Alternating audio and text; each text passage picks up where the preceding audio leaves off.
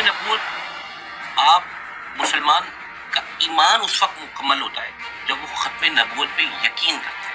آپ چاہے کلمہ پڑھیں لیکن حضور کو جب آپ آخری نبی نہیں مانیں گے تو پھر آپ مسلمان نہیں ہوتے. یعرفونہ کما یعرفون ابناءہم، یہ میرے حبیب کو یوں پہچانتے ہیں جیسے کوئی شخص اپنے بچے کو پہچانتے ہیں. وہ لڑکیاں بھی دیتے وہ پیسہ بھی دیتے وہ ہر طریقے سے دوستی لگائیں گے آپ کے ساتھ. تو یہ بتا کہ مرزا کی یہ کتاب جسے وہ اپنا قرآن کہتے ہیں روحانی خزائن، اچھا یہ وہ کتاب اس ہے. کتاب سے صرف یہ ثابت کر دے کہ مرزا غلام احمد قادیانی ایک شریف آدمی ہے، نیک نہیں.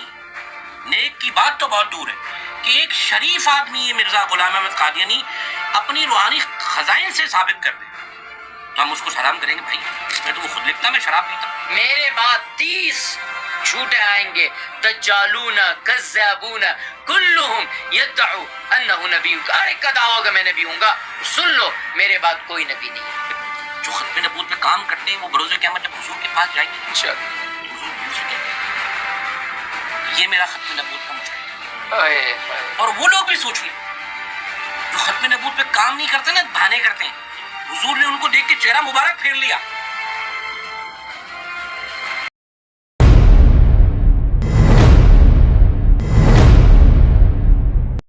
بدر علی شاہ صاحب السلام علیکم ورحمۃ اللہ.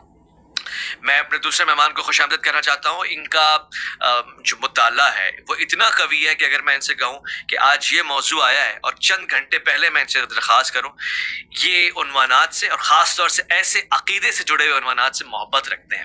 ان کی زندگی بھی اسی خدمت میں صرف ہوئی ہے. یہ قرآن، حدیث، فقہ، احکام اس سے یوں آشنائی رکھتے ہیں کہ جیسے ہم اپنی انگلیوں کو دیکھتے ہیں.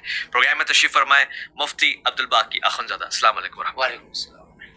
شاہ صاحب آپ سے گفتگو کا آغاز کرنا چاہتا ہوں. ختم نبوت ہے کیا؟ عقیدہ ختم نبوت سے کیا مراد ہے اور اس کی ضرورت کیا ہے؟ دیکھیے جی، بسم اللہ الرحمن الرحیم. بہت بہت شکریہ آپ نے انوائٹ کیا. اس وقت 2024 میں اگر ہمیں یہ بات سمجھ میں آ جائے ختم نبوت کی تو شاید یہ فرقوں میں جو بحث ہے یہ ختم ہو جائے. میرے نزدیک یہ نظریہ ہے. ختم نبوت آپ مسلمان کا ایمان اس وقت مکمل ہوتا ہے جب وہ ختم نبوت پہ یقین کرتے ہیں. آپ چاہے کلمہ پڑھیں لیکن حضور کو جب آپ آخری نبی نہیں مانیں گے تو پھر آپ مسلمان نہیں ہوتے.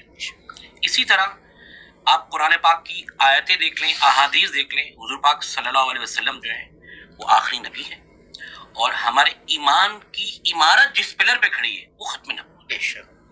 تو اس لیے اگر ہم مسلمان ہیں تو ختم نبوت پہ ہمیں یقین کرنا پڑے گا، ختم نبوت پہ بات کرنی پڑے گی.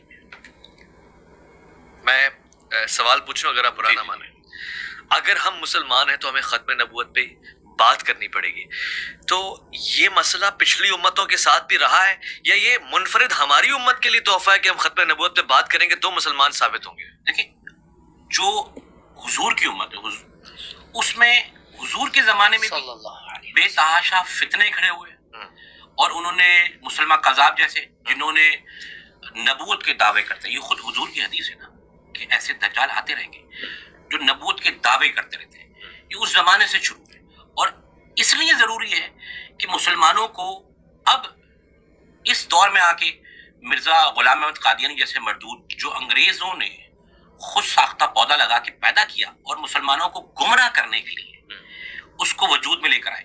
اور وہ جو تبلیغ کرتا ہے وہ کہتا ہے جی میں نبی ہوں اور پھر اس میں ذلی بروزی اس کو کر کے پیش کرتے ہیں یا بہت ساری ایسے ٹاپک پہ گفتگو کرتے ہیں جس سے انسان گمراہ ہو جاتا ہے. مطلب قادیانی یہ سوال کرتے ہیں مسلمانوں سے، آپ نے اکثر دیکھا ہوگا کہ وہ یہ کہتے ہیں کہ ٹھیک ہے جی آپ مرزا غلام احمد قادیانی کو نبی نہ مانیں لیکن آپ حضور پاک صلی اللہ علیہ وسلم آخری نبی ہے یا نہیں.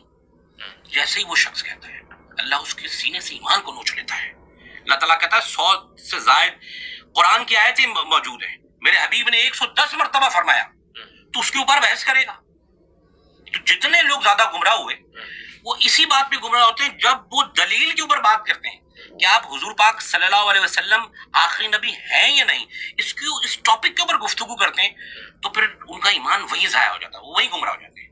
ہم حضور پاک صلی اللہ علیہ وسلم کو بغیر کسی دلیل کے، بغیر کسی ثبوت کے اللہ کا آخری نبی مانتے ہیں. ٹھیک ہے.